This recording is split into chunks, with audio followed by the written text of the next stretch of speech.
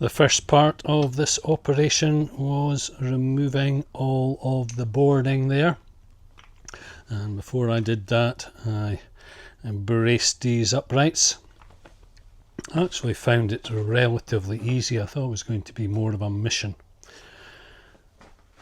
These metal supports came out quite easily as well with the help of a sledgehammer and the SDS drill for chipping into them. So very pleased with that. Like I say, I want to leave these tomatoes. I've got lots of flowers on them and there's lots of insects to pollinate them, so I do want to have some tomatoes from my efforts here. Although, as I say, next year, the way I'm going to do this, once the firewood's all used up, I'll be much more on the ball, much more organised now that I've got a game plan. This will be paved and I'll make large planters over the winter, and I'll incorporate into those planters climbing frames so that I have a really good crop of indeterminate tomatoes. All of the heavy lifting done, including getting the slabs. I'll need to go back and get another trailer load of them. They're very heavy, so I can only get so many of them in the trailer at one time. The ground here is very stony, so this wasn't just a question of, or a case of, sticking the shovel in and shoveling it out. This was a case of kneeling down on the mat with a geologist's pick and chipping it all away until it was loose enough to shovel. So I've got down to the level of the foundation, and I think that's just going to be very, very slightly above the level of the existing paving slabs. So there'll be a very slight difference in height. I'm not too fussed about that. I'll need to get the SDS drill and chip away a little bit to make it flush there. But generally I'm happy. I'll have a little bit more to take out, but not much. I'm letting it dry out at the moment. It's quite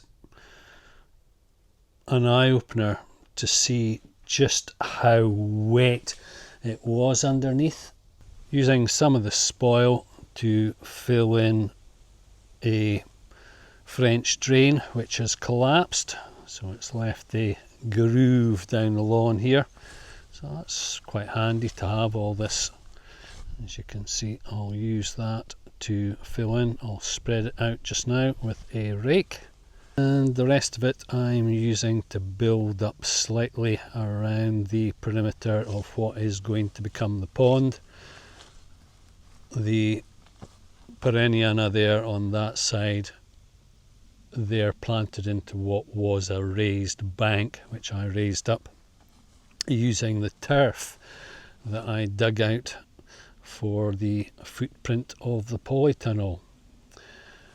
So I want to extend that further along, and this is pretty much, well, I'll have the other bed from the polytunnel there at the end of the season. I'll see if I get some tomatoes from my efforts there. I'm sure Stefan will be disappointed in me. C'est la vie, Stefan. Other things to do. So yeah, very pleased and absolutely thrilled that there's a lot more insects around now. That is just fabulous. A honeybee there. Oh, several honeybees. Just fantastic. Absolutely beautiful. Love seeing them. Oh wow, and hoverflies too. Fantastic. So good to see them all now. Last year was devastating for them because it was so wet. This year's been fabulous because it's been dry and warm, and they've loved both. Poplars there are doing exceptionally well this year too with the drier conditions. I'm not a huge fan of French drains or drains in general. In my opinion, if you want to dry up any land, then plant trees and they'll drink all the moisture for you. I'm just going to spread this out a bit. This is still very stony. Hopefully by spreading it out it will dry more quickly. I was very surprised at how wet it all was at the bottom there. And once it's dry it'll be easier to pick out the stones. It's very clear by just how wet and damp the soil is here that in order to get the best results for drying the firewood, some damp proof membrane is going to be helpful.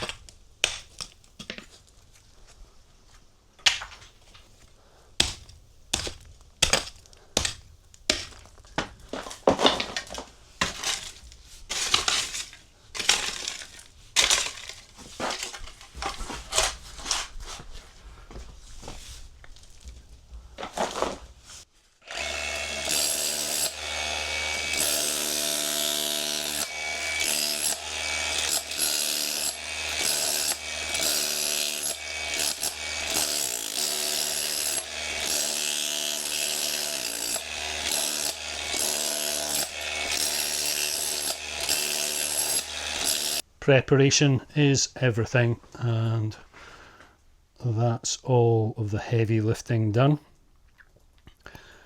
The foundation is just ever so slightly higher than the bottom of the paving slabs that I've put in already. So the next layer is just going to be a tad higher than that. I've kind of had my thoughts on it, and I think what I'll do is feather it in using cement mortar. But very pleased to have gotten this far. That was quite an effort. I'm very pleased. And now some fine sand for levelling before I put down a damp proof course. This is an avalanche shovel, nice and light.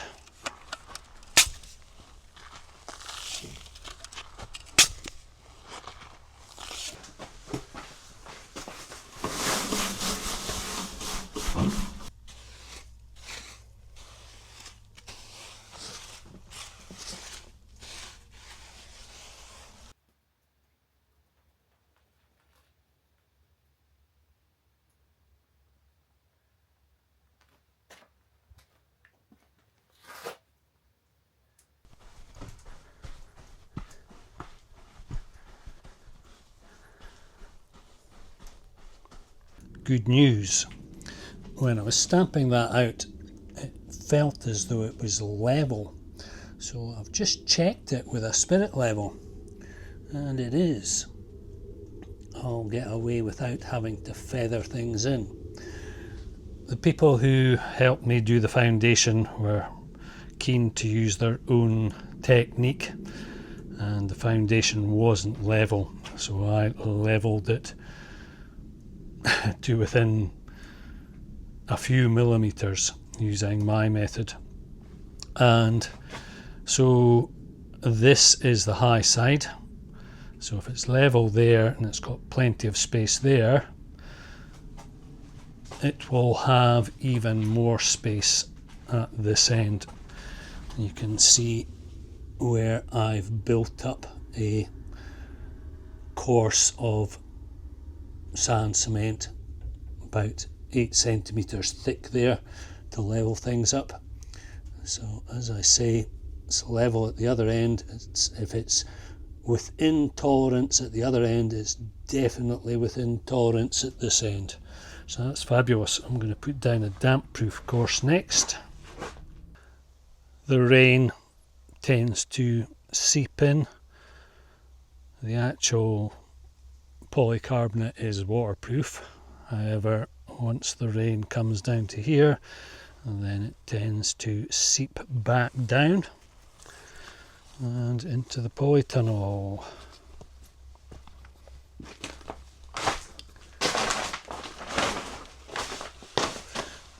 Down through there, and as you can see it is damp there.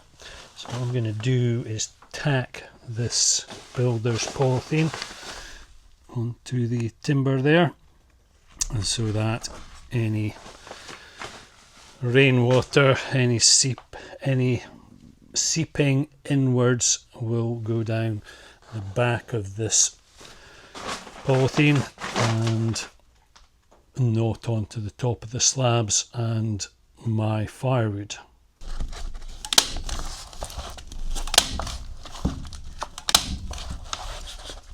In an ideal world, I'd have gone to the shop and bought some more builder's polythene so that I could have one continual run all the way along and have this completely watertight. However, I'm happy that what I'm doing is going to be sufficient for keeping out the worst of it, if not all of it, from touching the bottom of the slabs.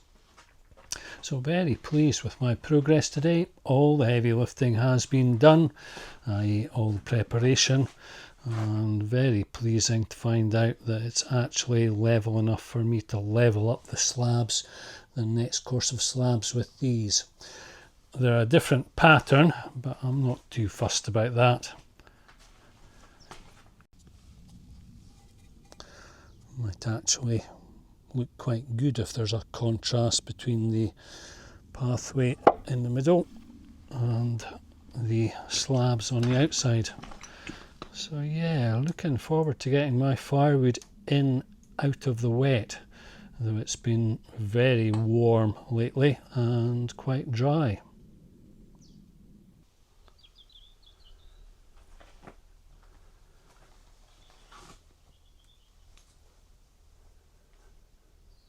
The first slabs laid, so everything can line up from this, and had thought I would have 2 and a bit slabs, but I've actually got slightly less than 2, so that helps. That'll mean less slabs that I'll need to buy altogether, though I have paid for the 62, so I'll take them. Anyway, it would be great to give you an indication or show you the slabs being cut up. I'm using a battery operated grinder. It's wet and messy. I'm using the hose to damp down most of the dust, even though it's messy and dirty, and I'm not going to get my camera equipment all covered in mess. So trust me, it's going well, and also that I'm wearing a dust mask, glasses, safety glasses and gloves. So as I say, it's a messy operation. It's very warm. Currently in this polytunnel, according to this, it's 37 degrees C, and that's with both doors open. So this is hot work. Thankfully, I've got it to this stage, and the rest of this should go quite easily from now on.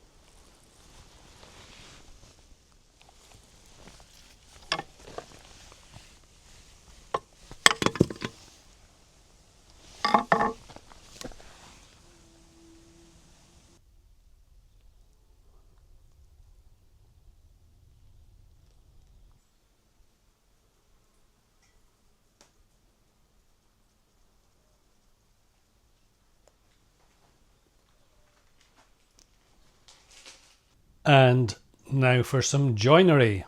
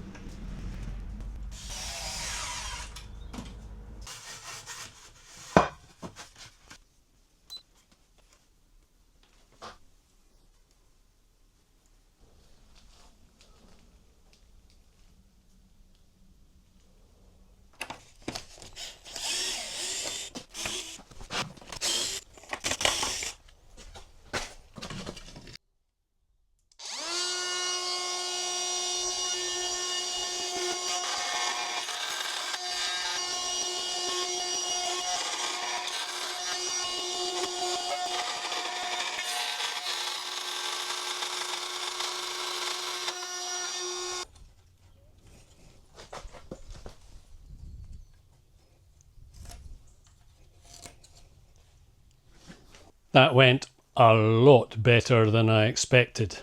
Two of the slots were working out what I needed to work out, so as to speak. And once I'd worked out what I needed to do, the remaining three were easy.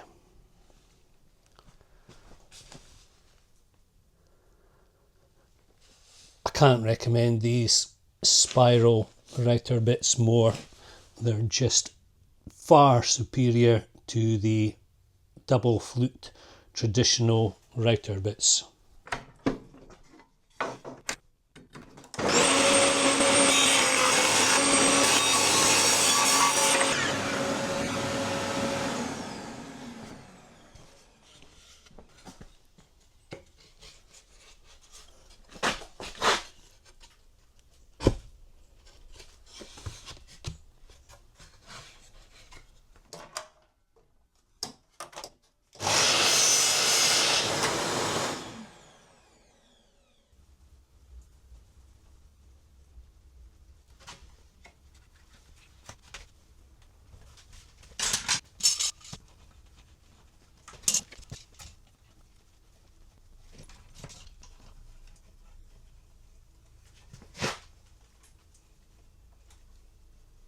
Quite a lot of faffing around while I got organised there.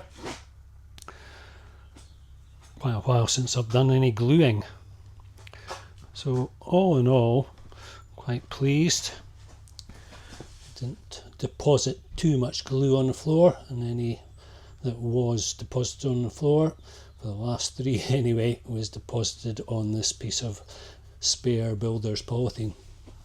So currently I've closed the doors and it's almost 22 degrees outside.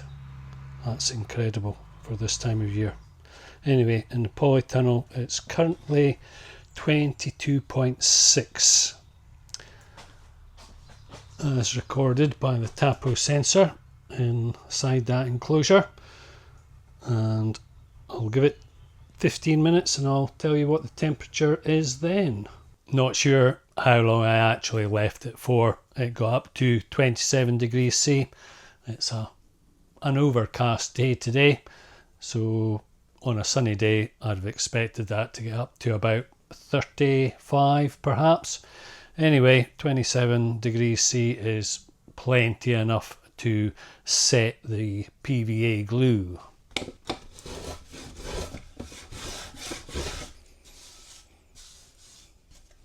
And now to the 3D printers.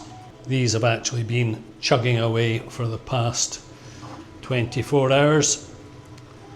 Large prints can take a while, but there's no way I would achieve this level of smallness, accuracy and strength if I made these out of wood. You'll see in a moment what they'll be used for. Very pleased. Probably one of my best prints so far. Nice smooth surfaces.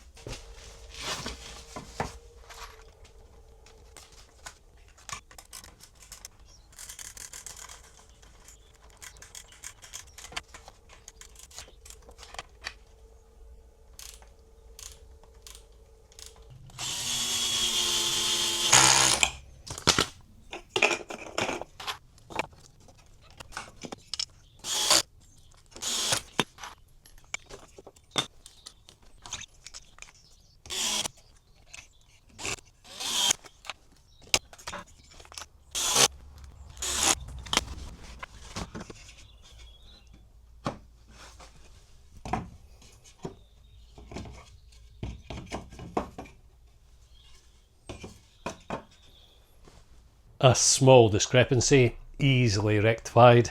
It's worked out well. The colour scheme would have been nice to have these all the same colour. I was using up the remains of different spools of filament. The plan was to do a time lapse of cutting up the logs and then splitting them with the splitting axe into firewood. However, the chainsaw isn't getting oil, so I'm going to strip this down and see if the oil pump needs replacing or if it just has a blockage. Thanks for taking the time. Meantime, good luck.